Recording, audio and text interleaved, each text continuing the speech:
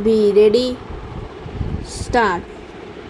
Mr. Speaker, sir, I welcome this opportunity which has been provided by this honorable house to discuss this statement which I made the other day before the honorable members.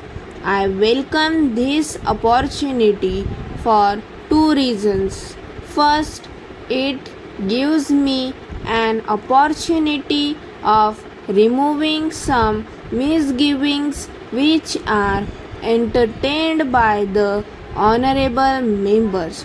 At the same time, it will also give me an opportunity to clarify some of the details of this statement which I have made before this house.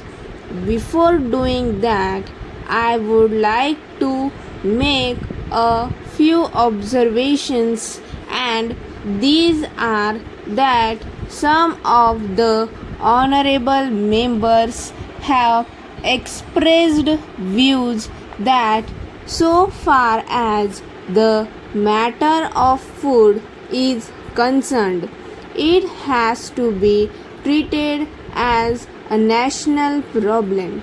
I do agree with those honorable members who have suggested that so far as this problem is concerned, let us have a national outlook and let us not bring politics into it, and let us try to see how we can overcome the difficulties with which we are faced, how we can make food available to our people at a reasonable price, and how we can help in the increased production of food grains and cereals and other commodities, so that we may not have to face this kind of difficulty in the future. Paragraph.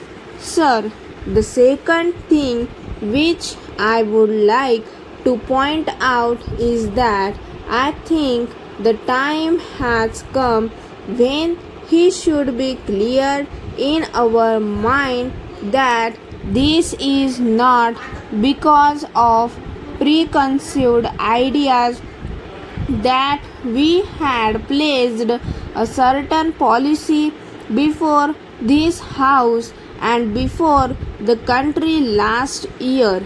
We thought that the policy of takeover would help us in having an effective control over the surplus, so that there may be no scope for speculators on the one hand, and there may be no distortion of prices on the other hand, and it may be possible for us to provide the food grains which are the essential commodities for the existence of our people at a reasonable price to our people, and particularly the vulnerable sections. Stop.